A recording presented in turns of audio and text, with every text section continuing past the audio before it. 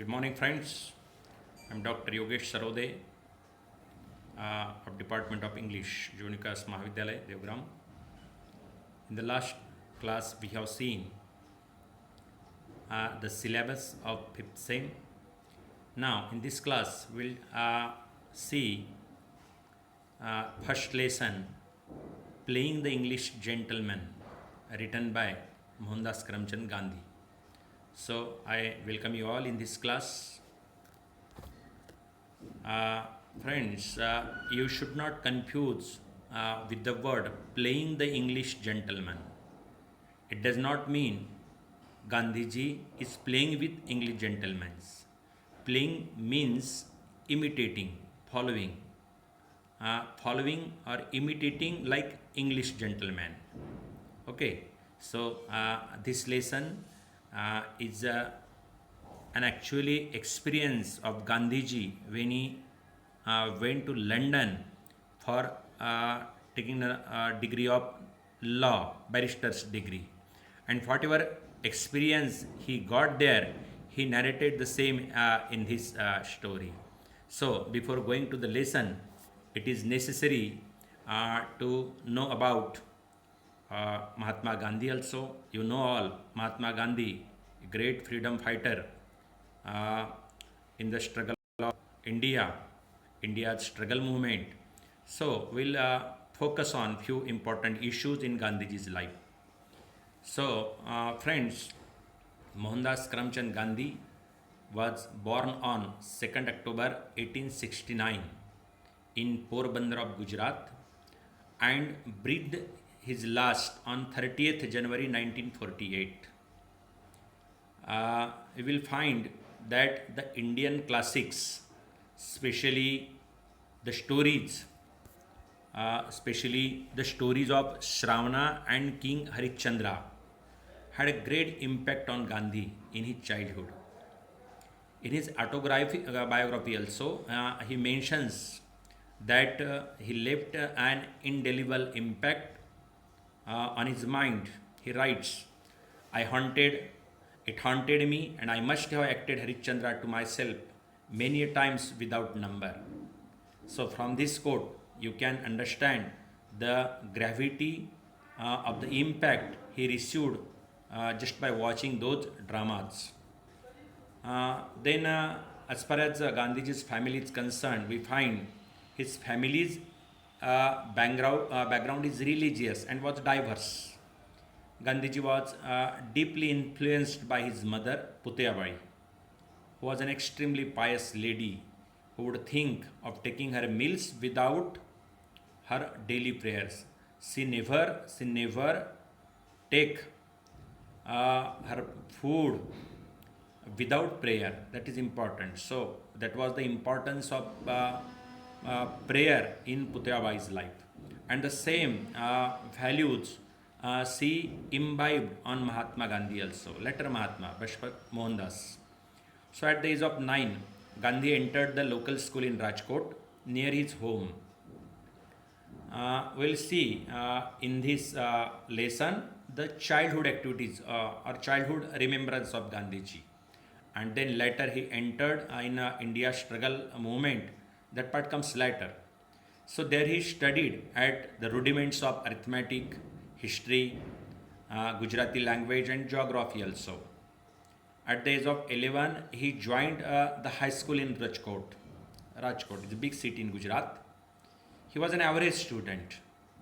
He won some prizes, but he was a shy and tongue-tied student. He was not, speaking a lot, with no interest in games. His only companions were books and school lessons. So from this you can see Mohandas' early activities. Now, in May 1883, at the age of 13, Mohandas was married to 14-year-old Kasturba. Many of you might be knowing the name of Kasturba. Kasturba's full name was Kasturba Makanji Kapadia. But her name is normally shortened to Kasturba. And affectionately, she was called as Ba. in an arranged marriage. Okay, so in late 1885, Gandhiji's father Karamchand died. Gandhi at that time was 16 years old and his wife was 17. Gandhiji was at 16 years old and his wife was 17, had their first baby who survived only a few days. The two deaths anguished Gandhi. Uh, the impact of these two was great on Gandhi. In November 1887, the 18-year-old Gandhi graduated from high school in Ahmedabad. In January 1888, he enrolled at Samaldas College in Bhavnagar state, and then the sole degree granting institution of higher education in the region. But he dropped out and returned to his family in Porbandar.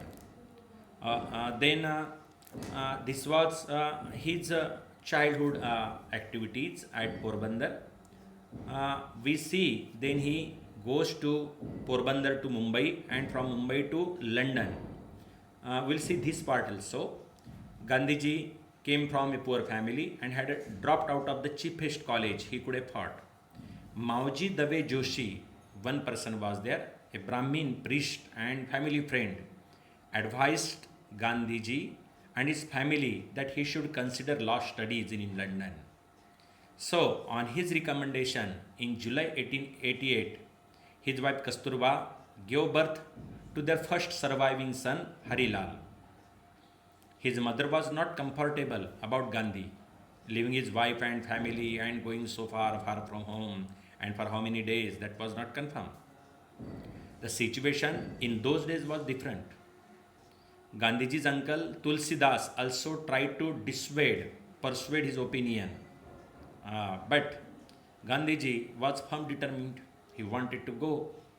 To persuade his wife and mother, Gandhiji made a vow in front of his mother that he would abstain from meat, alcohol and women.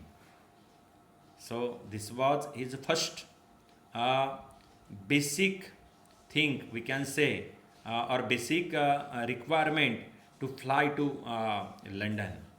Gandhiji's brother Lakshmidas, who was already a lawyer, cheered Gandhiji's London studies plan and offered to support him also. But Putyabai gave Gandhi her permission and blessings then. Now, as we proceed, we find on August 10, 1888, Gandhiji at the age of 18 left Porbandar for Mumbai. Then, at that time, Mumbai was known as Bombay.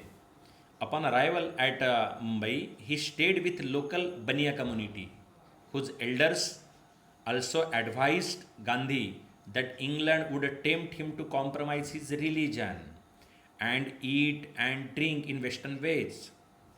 Despite Gandhi informing them of his promise to his mother and her blessings, he was excommunicated from his caste.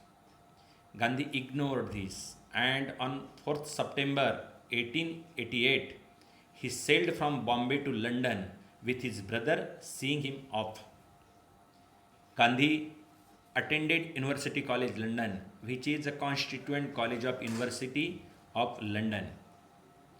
Then he studied law and was invited to enroll at Inner Temple with the intention of becoming a barrister. His childhood shyness and self-withdrawal had continued through his teens, and he remained so when he arrived in London also. But he joined public speaking practice group and overcame this handicap to practice law.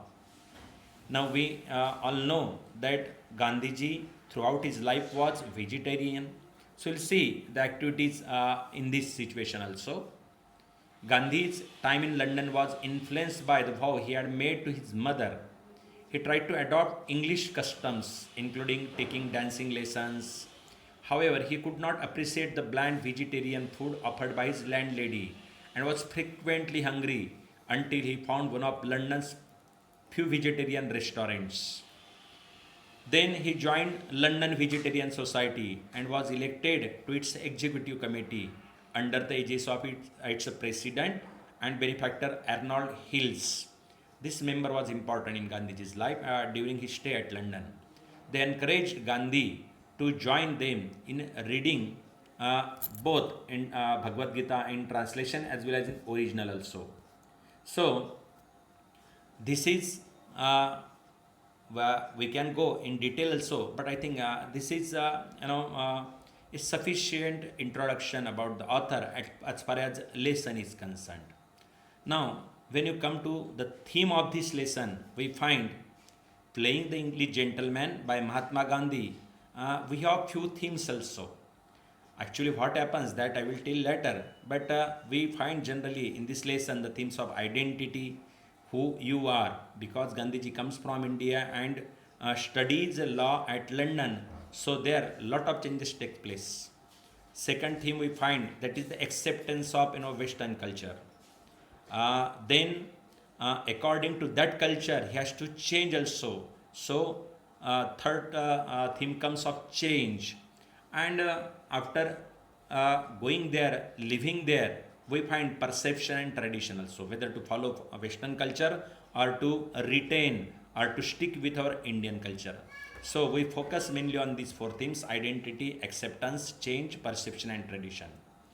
Now the sequence of our this lesson will be background portion we already covered.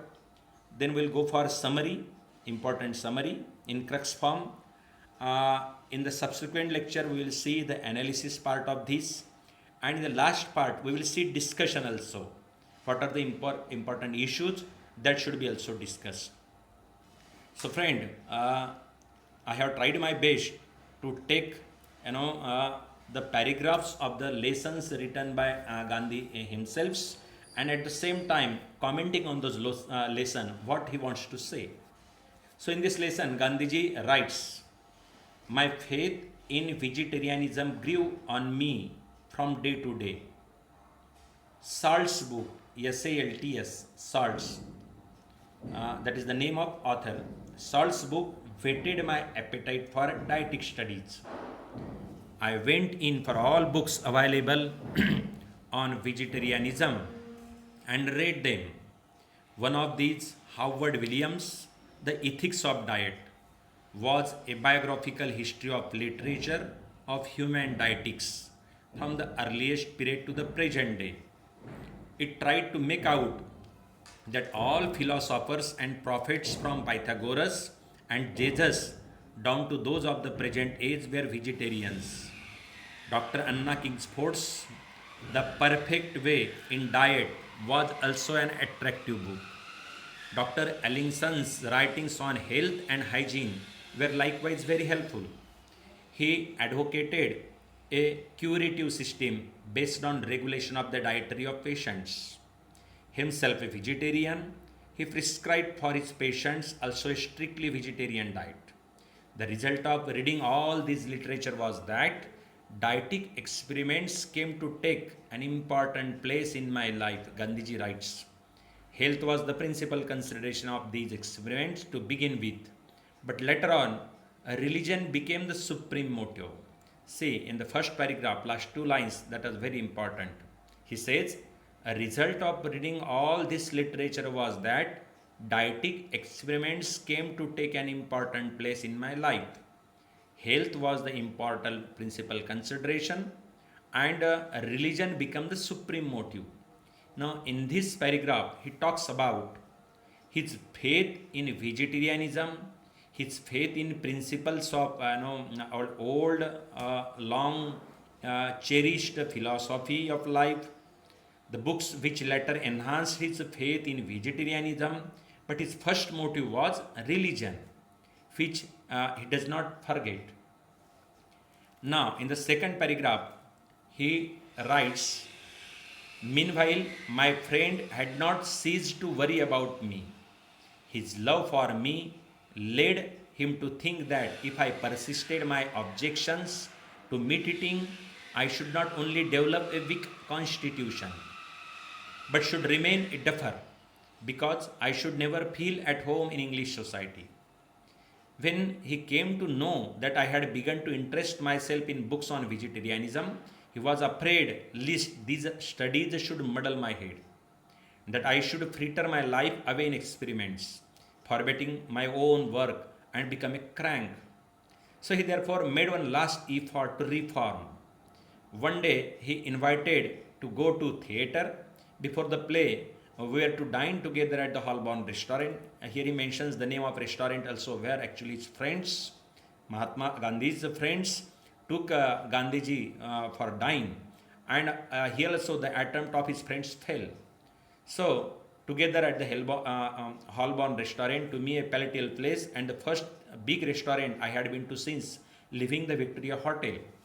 The stay at that hotel had scarcely been a helpful experience for. I had not lived there with my wits about me. The friend had planned to take me to this restaurant, evidently imagining that modesty would forbid any questions. And it was a very big company of diners, in the midst of which my friend and I sat sharing a table between us. The first course was soup. Gandhiji is narrating the experience on the table, what actually happened in that restaurant. The first course was soup. I wondered what I might be made of, what it might be made of, but dared not to ask the friend about it. I therefore summoned the waiter. My friend saw the movement and sternly asked across the table what the matter was. With considerable hesitation, I told him that I wanted to inquire if the soup was a vegetable soup. His friend said, "You are too clumsy, Mr. Mohan, for decent society." He passionately exclaimed, "If you cannot behave yourself, you had better go, feed in some other restaurant, and wait me aside." This delighted Gandhiji. Actually, by saying these words by his friends to Gandhi, in fact, they were trying to let Gandhiji eat non-vegetarian meat. Actually, whereas Gandhiji was not in that mood to take that food, but somehow his friends brought Gandhiji there. So it was a good chance to leave that place. So Gandhiji was happy. This delighted him. Out I went, Gandhiji says, there was a vegetarian restaurant close by, but it was closed. So I went without food that night. I accompanied my friend to the theatre, but he never said a word about the scene I had created. On my part, of course, there was nothing to say. So, to comment on the above paragraph, I would like to say this paragraph mainly focuses on his friend's worries about Gandhi, that if Gandhi does not eat meat, he would develop weak health. His friends make several attempts to change Gandhiji's opinion, but he remains adamant. Among them, one attempt was to invite Gandhi at Holborn restaurant, but there also his friends fail. Gandhi remains without food that day, and here Gandhi wins because of his principles. So, we'll stop here. Friends, definitely you might have learned, understood the important aspects of this lesson. A remaining part we will see in the next lecture. Thank you. Good day.